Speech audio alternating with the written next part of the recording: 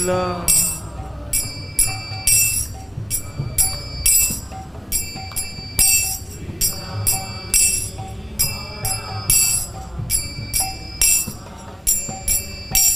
भक्त समूह लैया साथे गेला नगर ब्राजे भक्त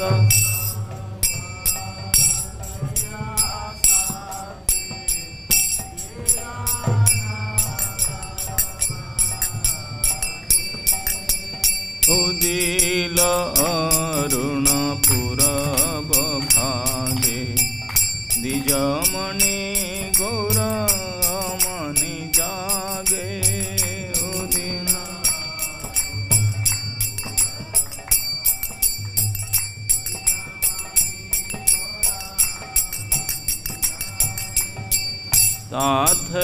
ताथई बाजल खोल घन घन ताहे झंझर रोल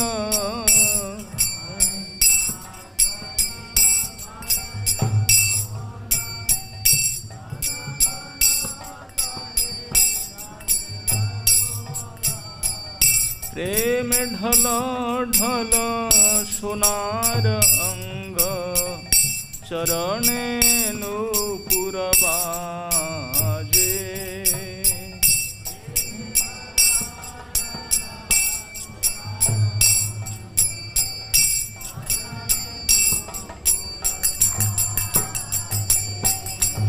उदिल अरुण पूरब भागे द्विजमणि गौरमणि जागे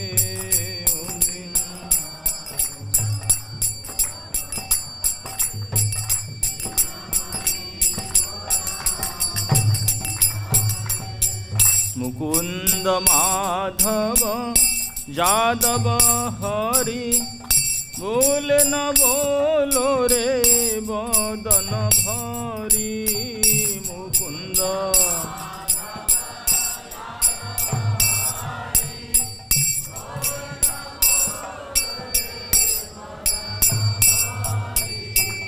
मिछे निद्रा बसे गेल रे रात्रि दिवस शरीर साजे मिछे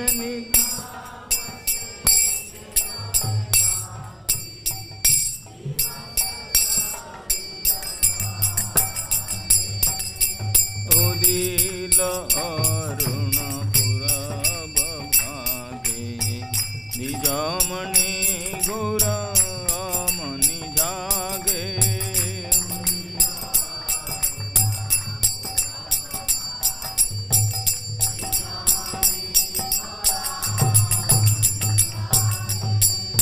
ए मन दुर्लभ मानव देह पाइया की करो भावना के हो ए मन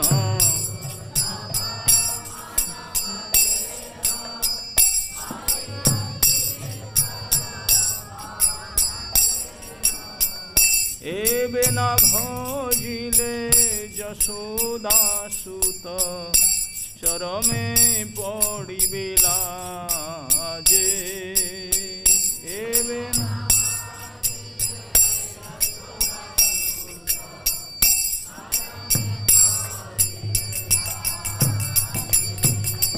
उदिल अरुण पूरब भागे द्विजमणि गौरमणि जागे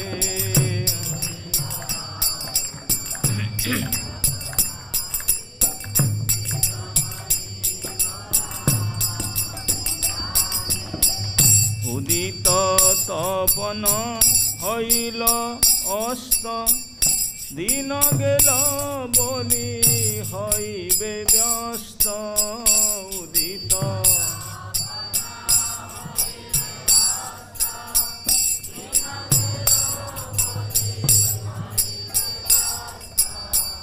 तबे केन एबे आलस हइया ना भज हृदय राजे तबे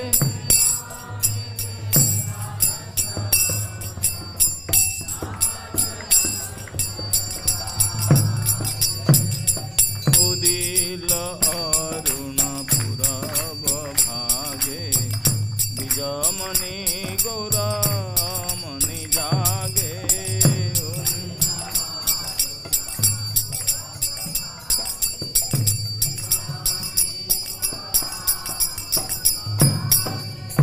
जीवन अनित्य जानह सार ताहे नाना विध विपद भार जीवन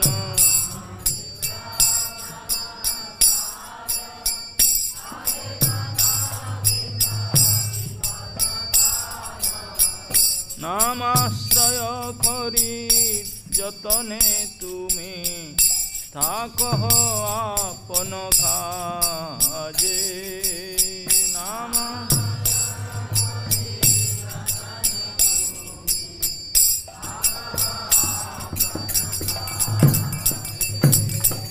उदिल अरुण पुरब भागे बिजमणि गौरमणि जागे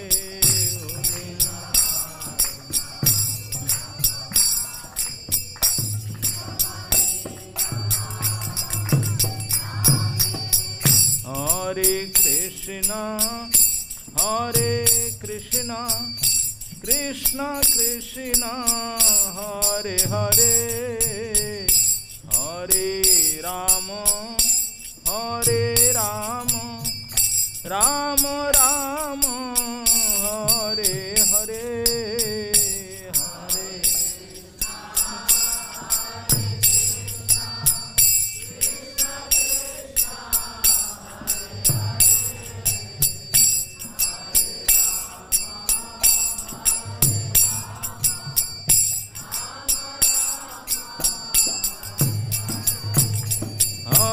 हरे कृष्ण कृष्ण कृष्ण हरे हरे हरे राम राम राम हरे हरे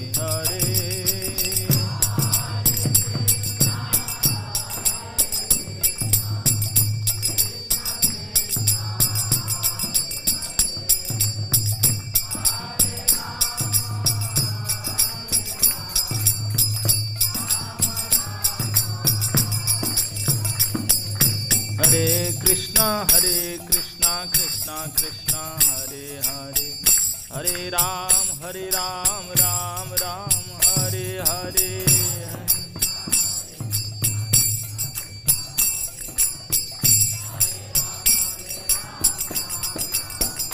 जय कृष्ण बलराम कृष्ण बलराम कृष्ण बलराम जय कृष्ण बलराम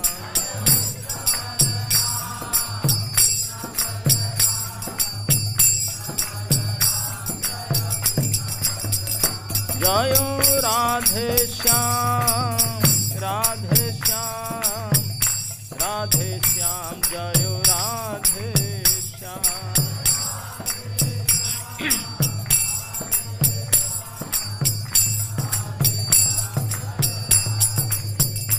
निताई गौर हरि बोल हरि बोल हरि बोल हरि बोल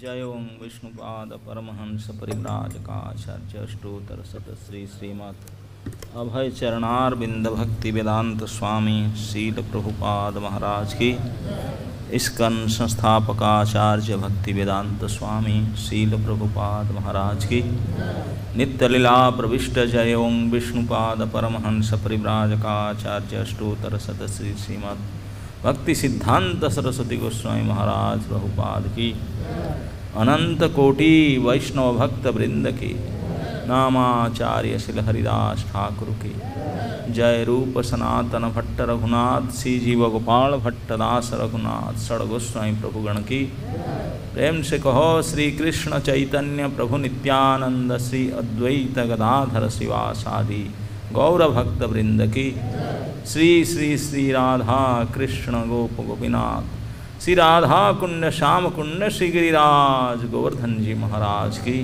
जय। श्री श्री ब्रज वृंदावन धाम की श्री नवदीप मायापुर धाम की श्री क्षेत्र श्री पुरुषोत्तम धाम की श्री जगन्नाथ बलदेव सुभद्रा सुदर्शन की श्री द्वारिका धाम की श्री बद्रिका धाम की श्री अयोध्या धाम की गंगा देवी जमुना देवी की वृंदा देवी तुलसी महारानी की जुग धर्म भुवन मंगल श्री हरिनाम संकीर्तन की ग्रंथराज श्रीमद्भागवत महापुराण की समवेत भक्त वृंद की निताय गौर हरि प्रेमानंदी।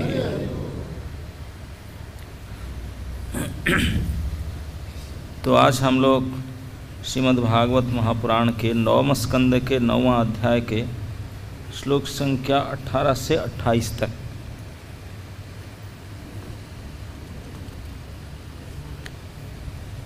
ओम नमो भगवते वासुदेवाय ओम नमो भगवते वासुदेवाय ओम नमो भगवते वासुदेवाय नारायणं नमस्कृत्य नरं चैव नरोत्तमं देवीं सरस्वतीं व्यासं ततो जयमुदीरये। 9:9:18 ततः सुदासस्तत्पुत्रो दमयन्ती पति नृपः आहुर्मित्रसहं ये वै कल्मसाङ्घ्रीमृतक्वचित् वसिष्ठशापादजग्रख्यो भूत् अनपत्य स्वकर्मणा। तो ये श्लोक का अनुवाद इस प्रकार है। सर्वकाम का सुदास नामक एक पुत्र था जिसका पुत्र सौदास कहलाता, जो दमयंती का पति था। सौदास कहीं कहीं मित्रसह या कल्मषपाद के नाम से जाना जाता है। आपने ही दुष्कर्म के कारण मित्रसह निसंतान था और गुरु वशिष्ठ द्वारा उसे राक्षस बनने का शाप मिला। श्लोक 19 राजोवाच श्रीराजोवाच किं निमित्तो गुरोः शापः सौदासस्य महात्मनः एतद्वेदितुमिच्छामः कथ्यतां नरहो यदि। तो 18 नंबर श्लोक में आप जो क्रम अनुसार सुन रहे हैं, ये अंशुमान की वंशावली वर्णन किया जा रहा है भगीरथ महाराज से। और इसमें उनके पुत्र हो करके अभी सर्वकाम आए थे। सर्वकाम के पुत्र सुदास, सुदास के पुत्र हुआ सौदास, सौदास के पत्नी थे यहाँ दमयंती मदयंती, उनका नाम मदयंती थे। और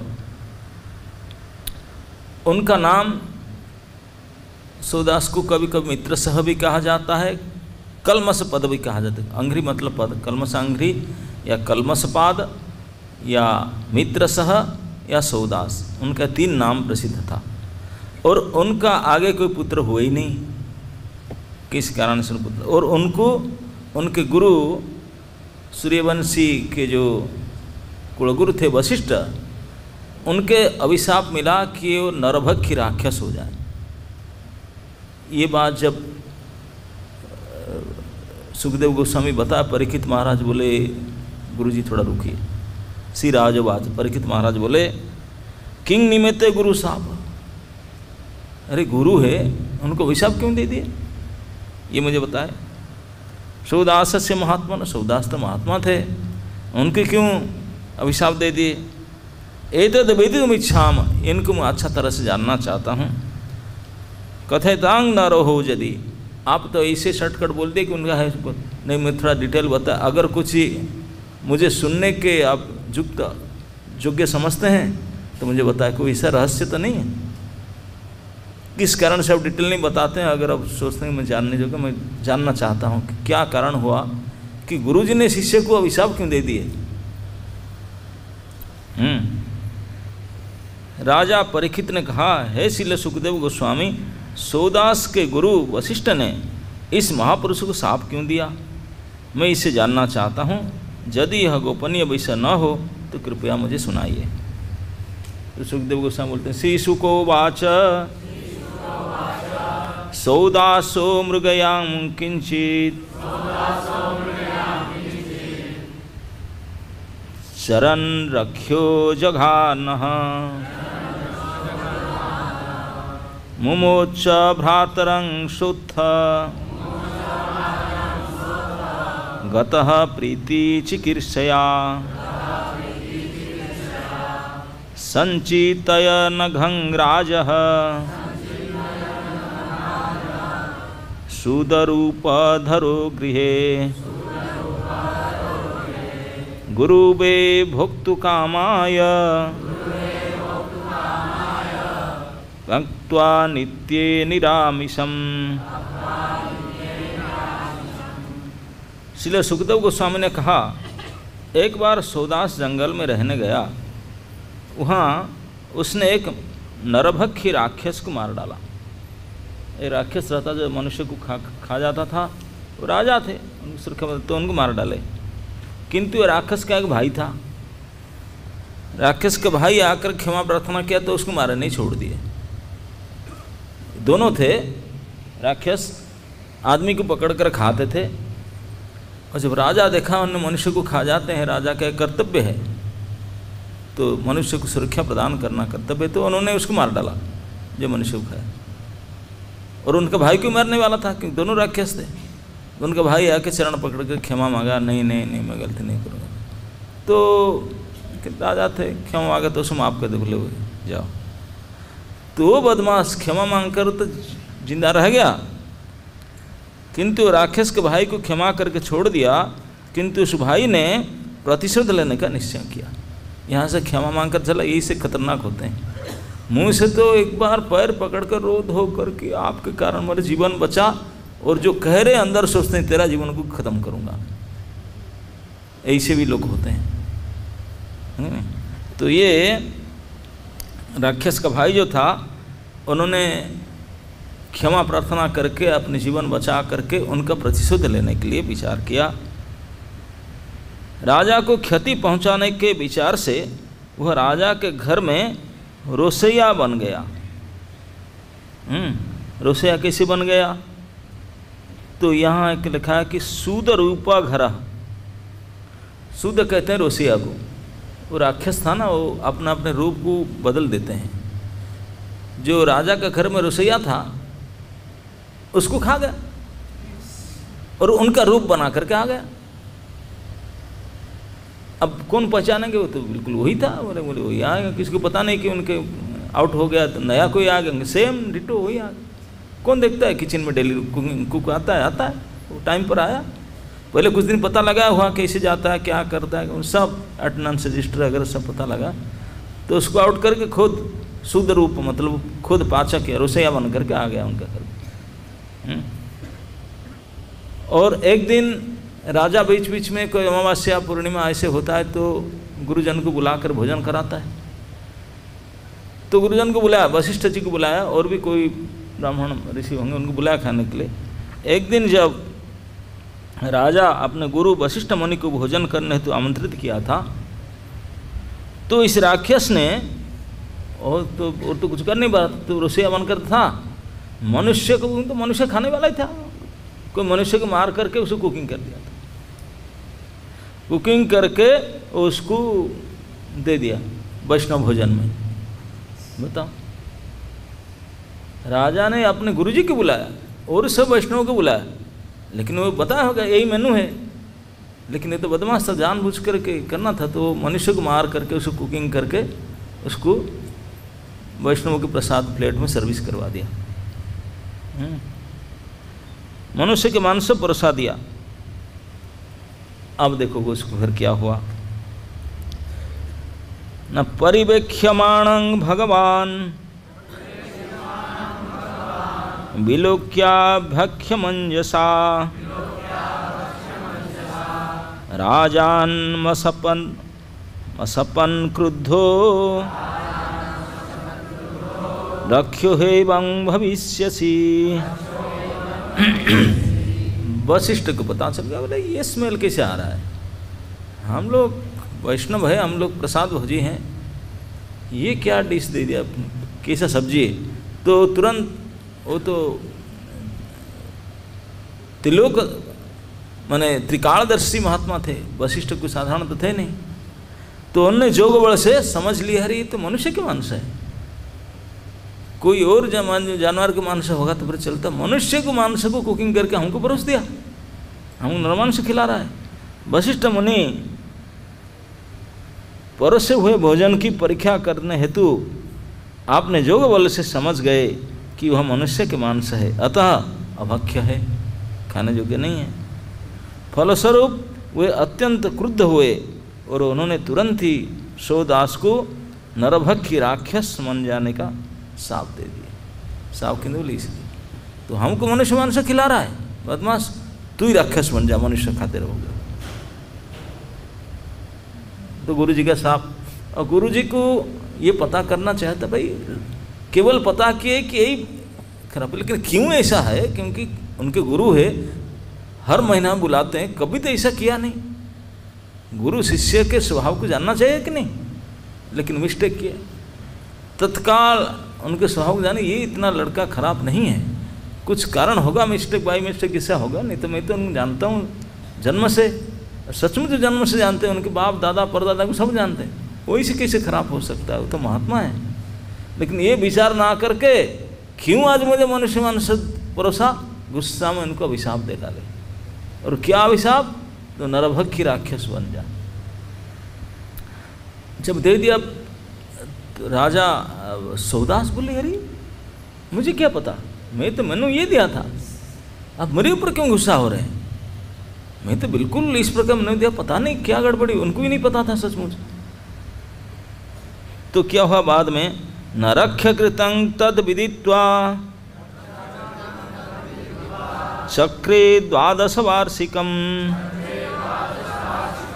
सोऽप्यपोऽञ्जलिमादाय गुरुं सप्तुं समुद्यतः वारितो मदयन्त्यापो रुसन्ति हि यदयोर्जहो दिशा खामवन्ति सर्वं पश्यन् जीवमयं नृपः। अब वशिष्ठ गलती करने के बाद उनको फिर पश्चाताप आया। और रक्ष्य कृतं तद विदित्वा, बोला अरे रे रे मैं अभिशाप दे दिया, राजा का तो कोई दोष नहीं था, ये तो बदमाश रसोइया का काम है।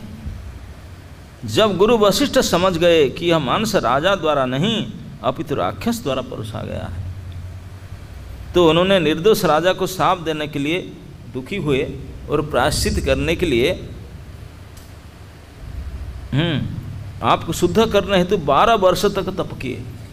गुरु जी को अपना पनिशमेंट लिए, 12 साल तक तपस्या करने को, मैं गलती से शाप दे दिया चले को, तो 12 साल तक पनिशमेंट में गए।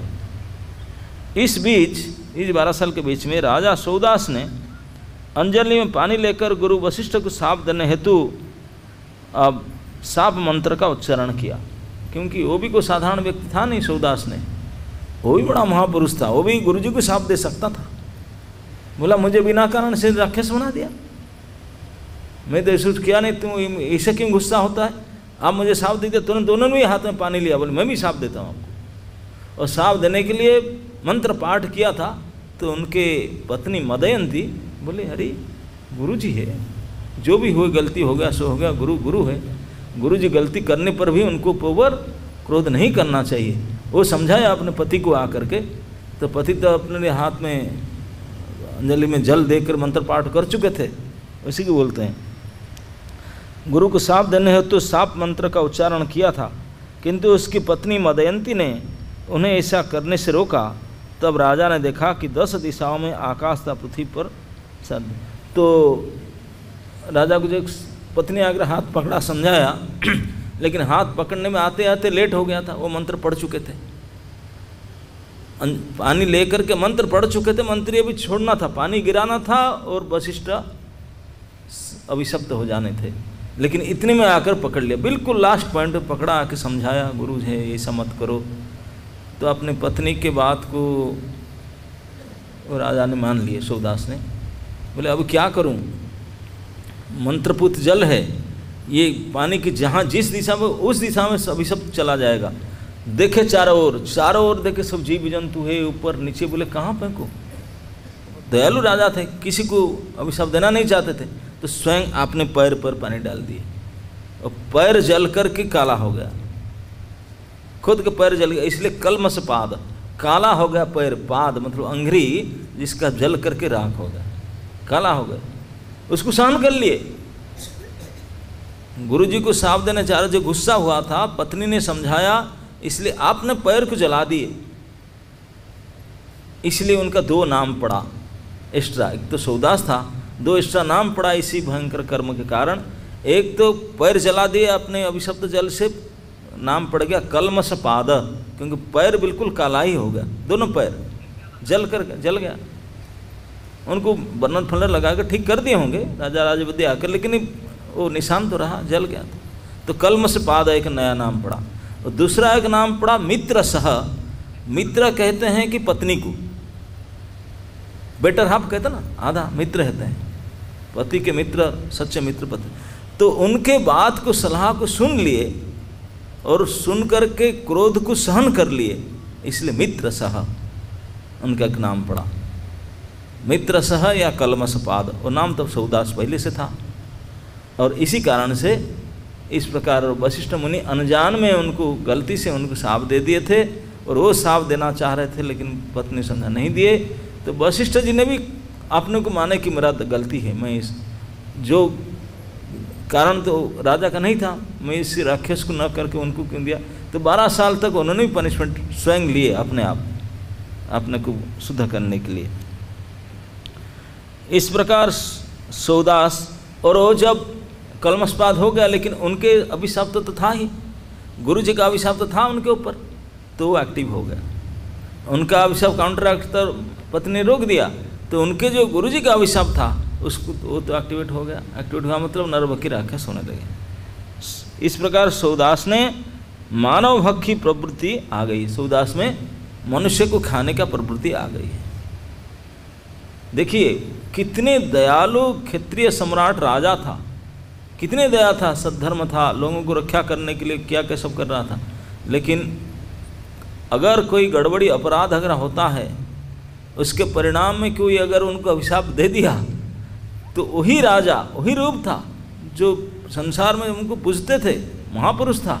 इसमें लिखा गया महात्मानम, भागवत कहता है महात्मा थे, लेकिन किसी वैष्णव के शाप के कारण उनका अंदर मनुष्य को खाने का प्रवृत्ति आ गया, बदल गया स्वभाव बदल गया। अरे ऐसे कैसे हो गया, वो तो कभी ऐसा नहीं थे, कुछ से गड़बड़ी हुआ, ऐसे बदल गए कि मनुष्य को खाने के लिए चले, मनुष्य को भक्षण करने की प्रवृत्ति आ गई। और उसके पाँव में एक काला दाग हो गया, उनको था ना पैर जला गया दाग, जिससे वह कलमस्पाद कहलाए। और कलमस्पाद तो इस प्रकार राजा ने, अब मनुष्य को खाएगा तो जंगल में, तो घर में तो नहीं रहेगा, चला गया जंगल में। जंगल में घूमता था, अब राजभोग तो खाएगा नहीं, क्योंकि पसंद नहीं, तो राक्षस को अच्छा भोजन थोड़ी ना चलता है, कुकिंग का ऐसे किसी ने पसंद नहीं चलता, उनको तो चाहिए ताज़ा मांस चाहिए। तो जंगल में घूम रहा था, शिकार तो ऐसे मिलते नहीं, मनुष्य भी जंगल कहाँ मिलेंगे, क्योंकि दूसरे मांस से उनको मज़ा नहीं आता था। कोई और पशु पक्षी खा ले, नहीं, मनुष्य की मांस उसको चाहिए, क्योंकि अभिशाप था मनुष्य भक्षी। मनुष्य के मांस खाने, मनुष्य को मार के खाने का प्रवृत्ति आ गया, तो इसे मनुष्य ढूंढ रहा था। मनुष्य ढूंढ रहा था जंगल में, तो एक ब्राह्मण दंपति रहते थे जंगल में, ब्राह्मण उनकी पत्नी, और उनको देख लिए, और वो संभोगरत थे, वो पति पत्नी, उनको देख लिया, तो वो तो भूखा था ही, उनको खाने के लिए दौड़ा। खिदार्तो जगृहे विप्रम तत्पत्न्या कृतार्थवत् न भवान् राक्षसः साक्षात् इक्ष्वाकुणां महारथः मदयन्त्या पतिर्वीर नाधर्म कर्तुमर्हसि देहि मे पत्य कामाया अकृतार्थ पतिं द्विजम्। अब उनके अंदर तो प्रकृति चेंज हो गया था, मनुष्य को मार के खाने का गुण आ चुका था। तो राक्षस प्रवृत्ति से प्रभावित हो जाने तथा अत्यंत भूखा होने के कारण राजा सौदास ने ब्राह्मणों को पकड़ लिया। वो पति पत्नी दोनों थे साथ में, उनको पकड़ लिया। तब बेसहारा ब्राह्मण की पत्नी राजा को रो रो कर पकड़ा, अरे मेरे पति को छोड़ दो, छोड़ दो। पत्नी नहीं, बेसहारा ब्राह्मण पत्नी ने राजा से कहा, हे वीर, तुम असल में राक्षस नहीं हो, तुम महाराज इक्ष्वाकु के वंशजों में से हो। निसंदेह तुम महान योद्धा हो और मदयंती के पति हो। तुम्हें इस प्रकार अधर्म का कृत्य नहीं करना चाहिए। मुझे पुत्र प्राप्ति की इच्छा है, अतः मेरे पति को छोड़ दो। अभी उससे मुझे गर्भित नहीं किए हैं, तो मेरे पति को मुझे छोड़ दो। मुझे पुत्र प्राप्ति की इच्छा, मेरी इच्छा पूर्ति नहीं हुआ है, प्लीज़ उनको मेरे पति की छोड़ दो। वो रिक्वेस्ट किए। कौन रिक्वेस्ट किया? ब्राह्मण की पत्नी ने। और जब वो पकड़ लिया था खाने के लिए उसको, उनके लिए तो वो डिश है, बोला इतने भूखा हुआ, मिला अभी खाऊंगा।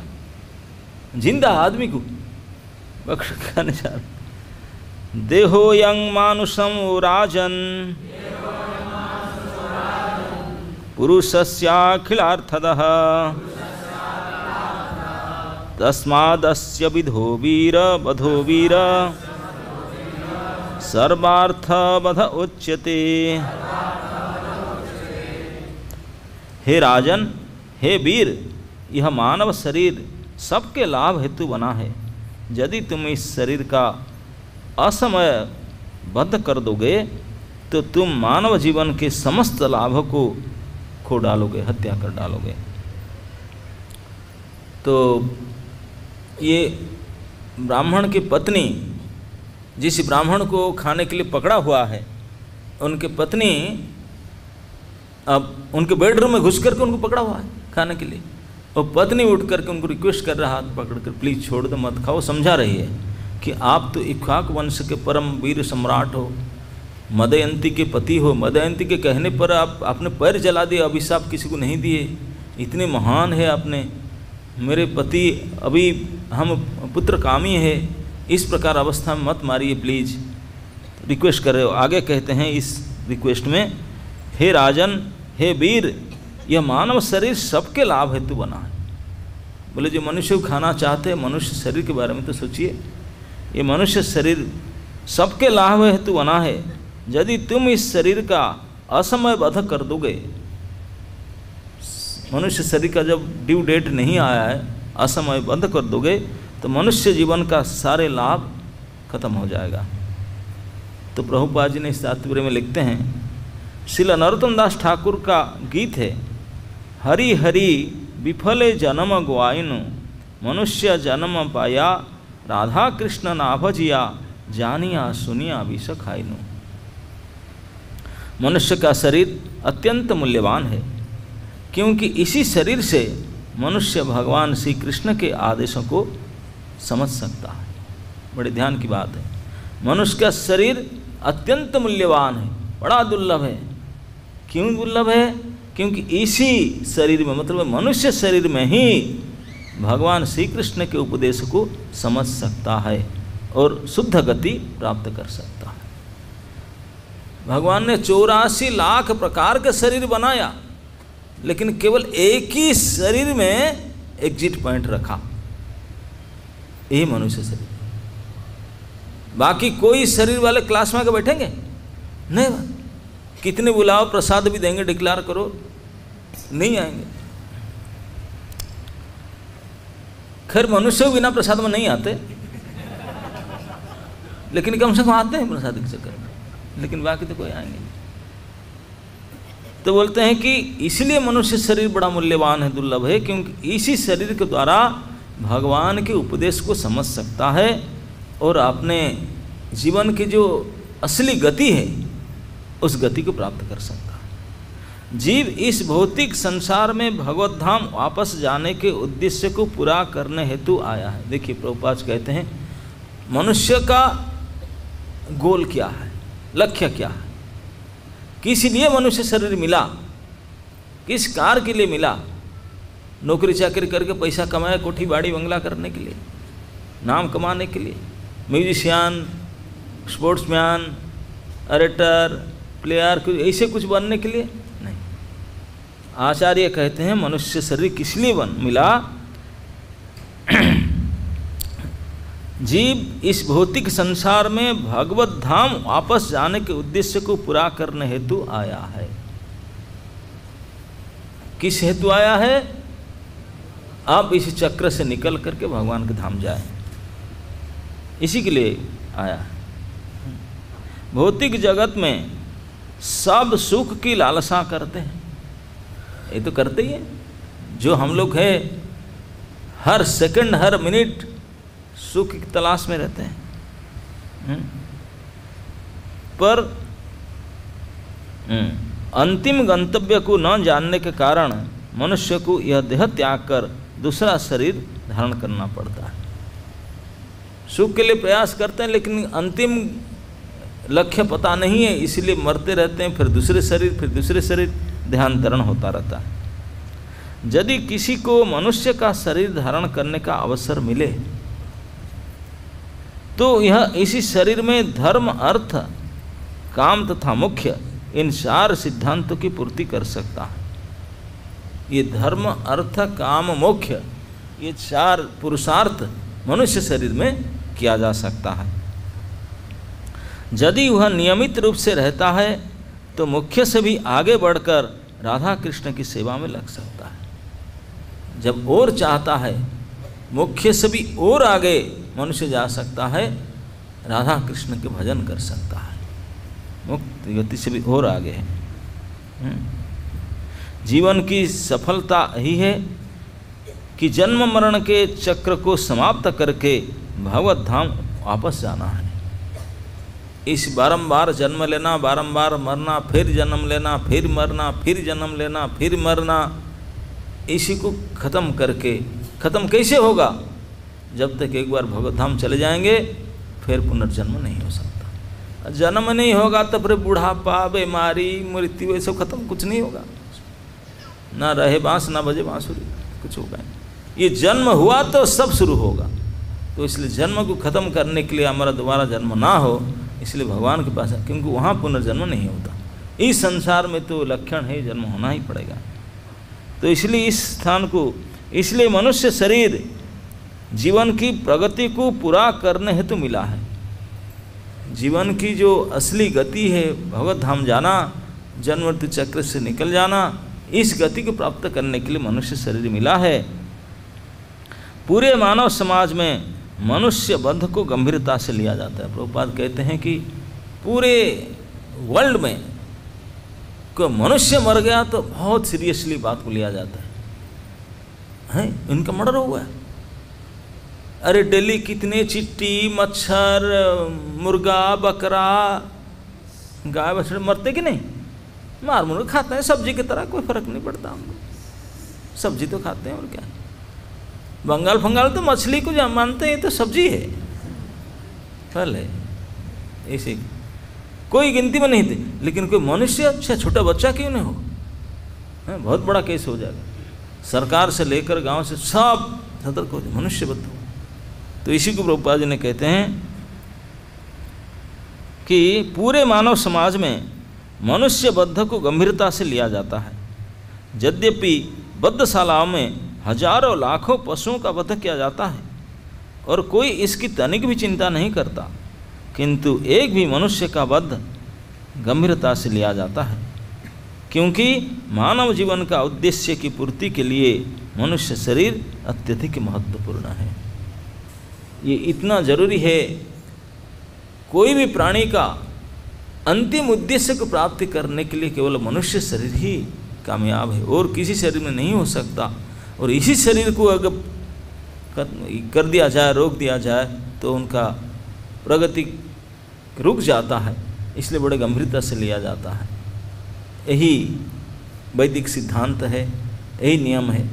तो इसलिए मनुष्य शरीर सबसे महत्वपूर्ण शरीर है संसार, और इस महत्वपूर्ण शरीर को, महत्व को समझना चाहिए। हम लोग सब मनुष्य शरीर में आए हैं। शास्त्र में ऐसे पता चलता है कि ऐसे मत सोचो कि नहीं मेरा कोई पुण्य था, कि ऐसा था मनुष्य शरीर में आ गया। नहीं नहीं नहीं नहीं, कोई पुण्य बल से, कोई और प्रकार के उपाय से मनुष्य शरीर नहीं प्राप्त कर सकते। मनुष्य शरीर मिलने का कारण है हरि की कृपा। बिना हरि के कृपा से मनुष्य शरीर नहीं मिलता।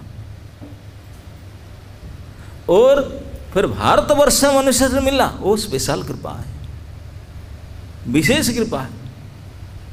प्रभुपाद जी कहते थे कि कोई भारतवर्ष में मनुष्य शरीर प्राप्त किया, केवल भारतवर्ष में जन्म होने मात्र से he will be 50% Krishna conscious. उसको 51 से शुरू करना होगा, 50 तो हो गया। मनुष्य शरीर भारतवर्ष में मिला तो 50% कृष्ण कॉन्शियस हो गया, बाकी उनके 51 से शुरू करना होगा। और दूसरे कहीं जगह मनुष्य शरीर मिला तो 0 से शुरू करना होगा। ये विशेषता है भारतवर्ष का। और हम लोग भारतवर्ष में मनुष्य शरीर मिला, ये कितनी बड़ी कृपा है भगवान का, कितनी बड़ी कृपा है। और उसके ऊपर भी कहीं कहीं किस प्रकार जन्म हुआ था, पता नहीं क्या करते, कैसे जीते, कैसे रहते। लेकिन भगवान की और एक विशेष कृपा हुआ कि हमको साधुओं को संग मिला।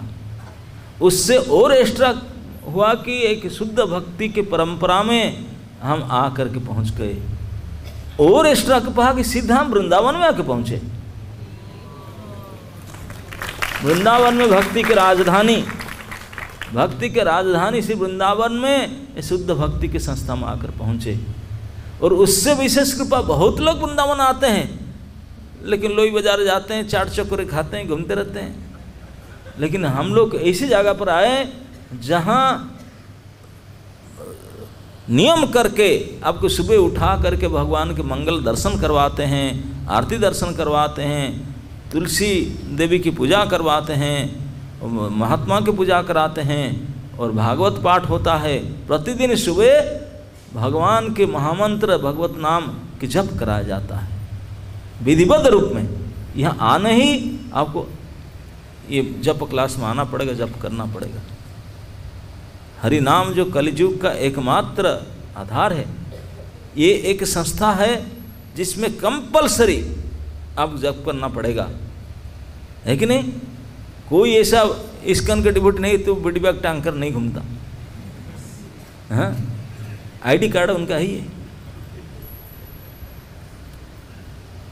तो ऐसे भगवान की ऐसे विशेष कृपा कि इतने सुविधा दिए हमको, और ये सब सुविधा को होते हुए भी हम अगर इस जीवन को सफल नहीं कर पाए तो क्या कितना ग्रेस मार्क चाहिए, बहुत बड़ी दुख की बात है। इसी को प्रभुपाद जी ने पहले लफ्ज हरि हरि विफल जन्म हुआ है, हे हरि मेरा जन्म विफल हो गया, फलदायी नहीं हुआ, बेकार हो गया।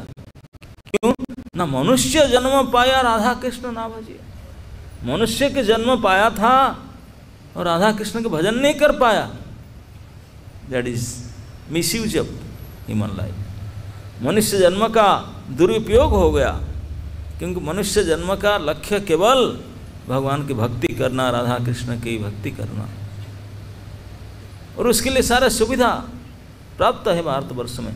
इस प्रकार सुविधा के प्राप्त करके जीवन को सफल करना चाहिए, विफल नहीं करना चाहिए। और हमको तो पता नहीं था, लेकिन भगवान अपने कृपा से कहाँ से पकड़ पकड़ कर ला कर यहाँ डाल कर सफल कराने का सारी व्यवस्था कर दिए, लेकिन फिर भी हम विफल हो जाते हैं। ये तो कोई साधारण दुर्भाग्य नहीं है, महा महा महा दुर्भाग्य है। दुर्दैवम ईदृशमिहा न जनि अनुराग। भगवान चैतन्य महाप्रभु कहते हैं, बोले मैंने कलियुगी मनुष्य के लिए बहुत सारे नाम दिया। बोले चलो तू यज्ञ नहीं कर पाएगा, तपस्या नहीं कर पाएगा, और इस कुछ भी ध्यान जब नहीं कर पाएगा, तो मैं उनको नाम दे दिया। इसमें कोई मेहनत नहीं, कोई इन्वेस्टमेंट नहीं, बहुत आसान है, और उसमें भी कोई नियम निष्ठा नहीं दिया, समय काल कुछ नहीं है। इतने सारे कंसेशन देने के बाद भी बोलते हैं दुर्दैवम, मेरा दुर्भाग्य का कोई सीमा नहीं। इतने सरल सहज हरि नाम से हमारा उद्धार हो सकता, लेकिन हरि नाम को लेने के लिए हमारा इच्छा नहीं, अनुराग ना जनी अनुराग। कोई झगड़ा झाटी होता होगा, बड़े टेस्ट से सुनेंगे, वहाँ खाना सोना छोड़ करके टाइम लगाकर सुनेंगे, बोलेंगे हाँ ऐसे ऐसे। लेकिन यहाँ चैंटिंग हो रहा है, हाँ स्वाभाविक। अब भी हम बातचीत करेंगे, बढ़िया से रहेंगे, बीड़ ब्याग में हाथ डालते ही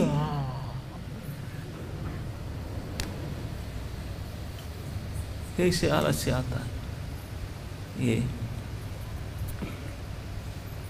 ये दुर्भाग्य है। दुर्दैवम ईदृशमिहा न जनि अनुराग। इस प्रकार भगवत नाम प्रति अनुराग उत्पन्न ना होना, ये बहुत बड़े दुर्भाग्य है। तो मनुष्य जन्म प्राप्त करके उसको अगर हम इस प्रकार भगवान की भजन नहीं किए और केवल भजन करने के लिए ही मनुष्य जन्म मिला। और एक भजन में गौरांग महाप्रभु के वाणी को आचार्यों ने लिखे हैं, बोलते हैं कि गौरांग महाप्रभु सारे जीव को बोले, जीव जागो। किस लिए जागो? तो बोले तू आया दुनिया में केवल किस लिए आया? भजीव बोलिया ऐसे संसार में। बोले संसार में आया ओनली वन एजेंडा है, एक ही पर्पस है, भजन करने के लिए। भगवान गीता में भी यही बात दोहरा कर बोले, मन मना भव मद भक्त भव मद याजी मद नमस्कुरु। मेरे भक्त बन, मन मुझ में लगा, मुझे पूजा कर, प्रणाम कर। यही तो भजन है। वही करने के लिए भगवान कहते हैं, श्री चैतन्य महाप्रभु कहते हैं, भगवान को भजन करने के लिए ही हम लोग आए हैं। और हम सोचते हैं हम बढ़िया खाने के लिए आए हैं, टाइम बिताना है, मजा लेने के लिए आए हैं। अरे मजा लेने के लिए? इस प्रकार के अगर इंद्रिय तृप्ति और भोग करने के लिए कारण होता तो फिर मनुष्य शरीर सबसे अनफिट है। मनुष्य शरीर में आप चाहते हैं किसी के बातचीत करना, किससे मिलना, बहुत आकट है, बहुत डर है। अगर कुत्ते बिल्ली भेड़ बनते तो कोई चिंता की बात नहीं, डेम केयर। कहीं मिलो बाजार से, हाट में, घाट में, बाट में, उसके लिए स्मार्टफोन का ज़रूरत नहीं, कोई फ़ोन का ज़रूरत नहीं, कोई घरवाड़ी का ज़रूरत नहीं। हम कोई शादी भी कर लिए, एक दो संतान तो बोलते ना ना ना ना, और नहीं, डर रहता। और दूसरे पशु पक्षी भाड़ में जाए, 10-20 डजन बच्चा पैदा हो जाए, हु केयर्स? ना कपड़ा की चिंता, ना लताक, ना स्कूल का, ना फूड का, ना कुछ का, सब रहेगा प्रकृति क्रियमान है, सब कुछ मनुष्य नहीं कर सकता। तो अगर केवल ऐश में भोग करने के लिए इच्छा होता तो फिर मनुष्य शरीर फिट नहीं है। इतर प्राणी उसके लिए बहुत सुविधा है, इतर प्राणी के शरीर में। मनुष्य शरीर इसलिए भोग के लिए नहीं मिला। सारे महापुरुषों ने, सारे शास्त्र में ही बता गया, मनुष्य शरीर भोग के लिए नहीं। वो तपस्या के लिए, तपसा ब्रह्मचर्येण तमे समयेन दमेन च। तो इसी प्रकार इस मनुष्य शरीर प्राप्त करके ये सब तपस्या आदि के अभ्यास करके और भगवान के भजन करना चाहिए। और इस मनुष्य जन्म का जो परम लक्ष्य है, सिद्धि है, भगवत भक्ति, भगवत धाम को जाना, इसको करना चाहिए, यही लक्ष्य है। बाकी ये इतर प्राणी की तरह इस इंद्रिय तृप्ति ये नहीं करना चाहिए। वो तो सर्वत्र लभ्यते दैवात, ये तो भाग्य के अनुसार सब जगह मिलता ही मिलता है। लेकिन महा सौभाग्य के कारण मनुष्य शरीर मिला और उसने सारे सुविधा मिला, उसको इस प्रकार हाथ से गंवाना नहीं चाहिए। We should be very very very serious. इतने बड़े सुवर्ण सुजोग भगवान ने दिए हैं और उसको जब तक रहें उसको कम से कम उसका फ़ायदा लेना चाहिए। We should take the benefit of it. भगवान के इतने विशेष कृपा का उसका we should take the benefit of lord's mercy. ऐसा कृपा, ऐसा धाम, ऐसा भक्ति, इतने सारे सुविधा हैं, तो उसका पूरा पूरा बेनिफिट लेकर के इस मनुष्य जीवन को सफल करने के लिए प्रयास करना चाहिए। और हताश मत तो नहीं है, सफल नहीं हो पाया, मैं इतने पूरा नहीं, डोंट वरी, सफल नहीं हुआ तो कंपार्टमेंटल लगेगा, दोबारा चांस मिलेगा पेपर क्लियर करने के लिए। ये व्यवस्था भगवान ने भी करके रखे हैं। लेकिन हमको छोड़ना नहीं चाहिए, भक्ति में लगे रहना चाहिए। चाहे पास करे तो सही, फेल होने पर भी लगे रहो, दोबारा कंपार्टमेंटल लगेगा, कोई किसी किसी प्रकार से हेल्प होगा। इस बार नहीं तो अगले बार, अगले बार नहीं तो और अगले बार। लेकिन भक्ति कभी नहीं छोड़ना चाहिए, क्योंकि यही उद्देश्य से ही हमको इस संसार में मनुष्य जन्म के लेकर के आना पड़ा। भजी व बोलिया ऐसे संसार में, इसी के लिए संसार में आए हैं। तो इसी को अगर नहीं कर पाए तो मनुष्य जन्म विफल हो जाएगा। तो हमको मनुष्य जन्म मिला है और सारे सुविधाएं मिला है, भजन करने का सारे सुविधा दिया गया है, तो अभी तक हमसे भजन करना ही चाहिए। हरे कृष्ण।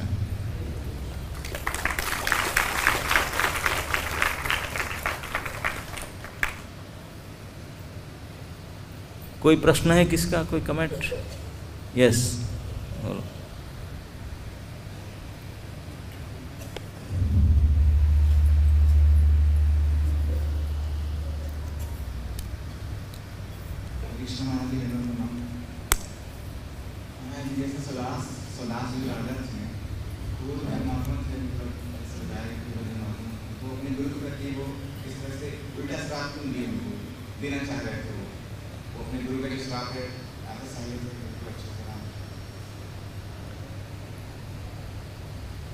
कोई अगर गलती करता है तो उनका गलती में महसूस होना भी चाहिए कि निर्दोष में उनको इस प्रकार के दंडित किए, तो उनके परिणाम देने के लिए राजा होते हैं, उनका धर्म होता है दूसरे को दंड देकर सुरक्षा प्रदान करना, राजा का कर्तव्य है ना। नहीं, वो अगर राजा ना होते, केवल महात्मा होते तो शांत के लिए होते। राजा है, he has to do this, है ना।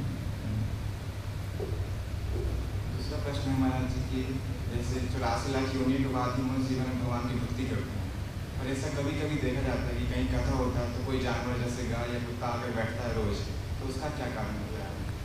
वो प्रसाद के चक्कर में आगे बढ़ जाते होंगे, लेकिन कथा सुनने के लिए नहीं, है ना। पहले जन्म में महात्मा होंगे, कोई कष्ट अभी कोई गड़बड़ी के कारण इस पशु शरीर में आगे होंगे, आते हैं, लेकिन मनुष्य शरीर के बिना उनको कथा सुनने का बैठा नहीं मिलेगा, तो इसलिए उनसे पीछे बैठ के प्रसाद खा पा लेते हैं।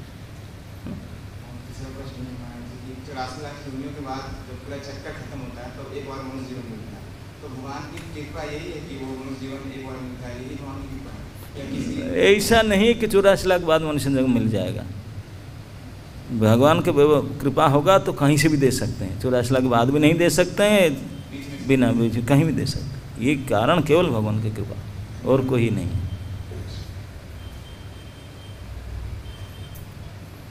और कहना सारे प्रश्न इन्होंने पूछ लिए, और किसी को पूछना?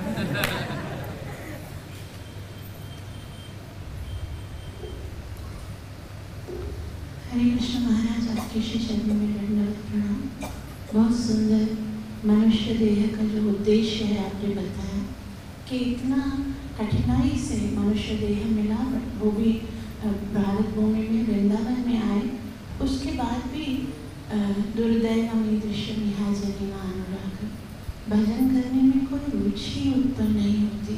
बाकी जो कार्य करते हैं वो इतना आनंद से करते हैं और नाम जप में कोई आनंद नहीं, तो उस रुचि को क्रिएट करने के लिए क्या उपाय है?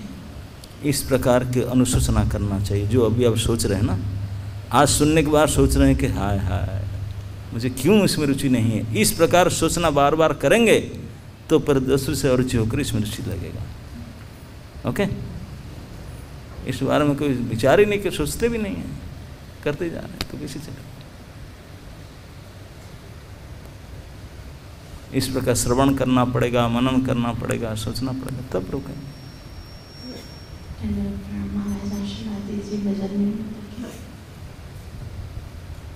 और कुछ? यहाँ पीला कपड़ा।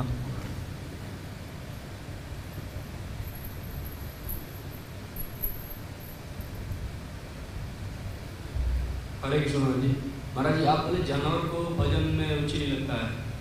राजा भरत थे, वो जानवर बने थे, तो उनको कैसे दूसरी बार जब जानवर बने थे कैसे उद्धार हुआ उनका? उद्धार जानवर बनकर नहीं हुआ, फिर मनुष्य बना। जानवर बने थे, हिरण बने थे, फिर मतलब कैसे? हिरण बने थे लेकिन काम नहीं बना ना हिरण में, फिर मनुष्य बनना पड़ा।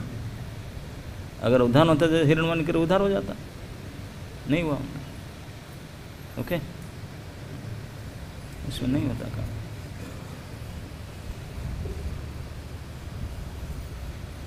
यस, गोपी भाव प्रभु।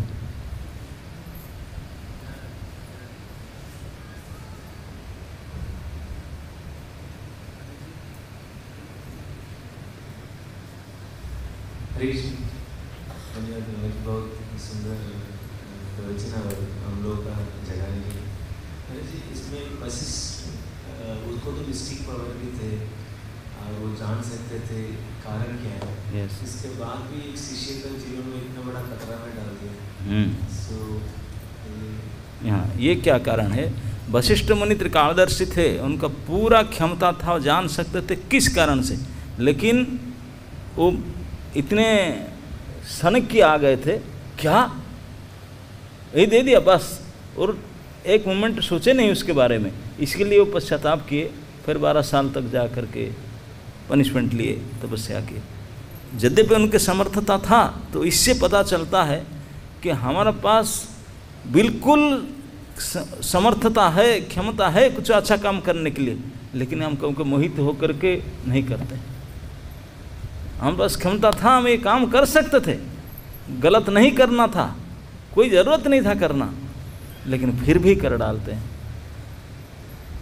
क्यों हम का आगे पीछे सोचते नहीं, बैठ कर थोड़ा विचार करते? अब अगर वशिष्ठ से थोड़ा रुक जाते, श्राप देने से पहले, ये स्टेप उठाने से पहले एक बार सोचते, फिर आ जाता, अच्छा था मेरा, इसे क्यों किया, तो फिर सोचते तो पता चल रहा, तो फिर ऐसा नहीं करते।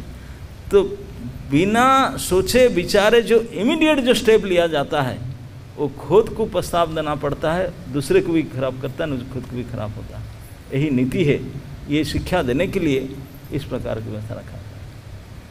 हर एक कार्य करने से पहले कुछ भी कम से कम 10 बार मेरिट एंड डिमेरिट्स के बारे में सोचो कि क्या है, मैं ये स्टेटमेंट लूँ, ये स्टेप उठाऊँ या नहीं, ये करूँ या नहीं। 10 बार आगे पीछे सोचो, मेरिट डिमेरिट देख कर तुम डिसीजन लो।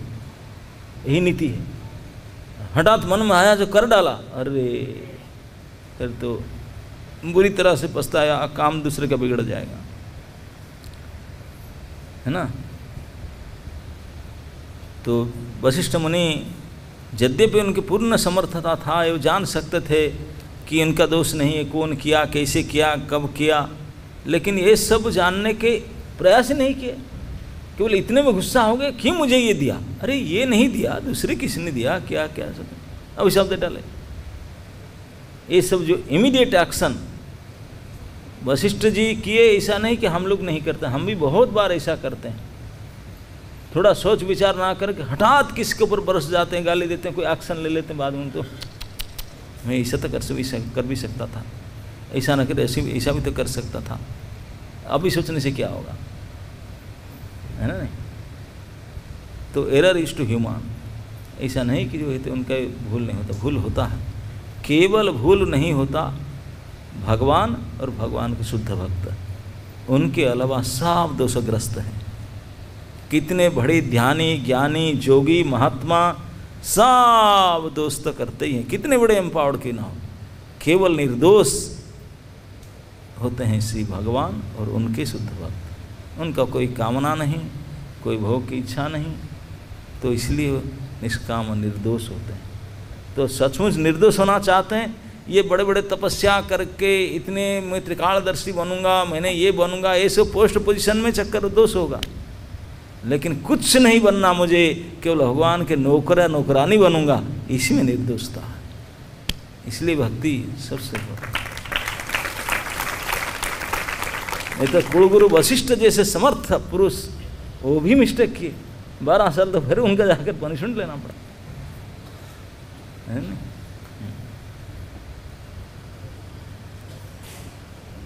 हरे कृष्ण। ग्रंथराज श्रीमद् भागवत महापुराण की, समवेत भक्त वृंद की जय। His Holiness Bhakti Ashram Vaishnav Swami Maharaj ki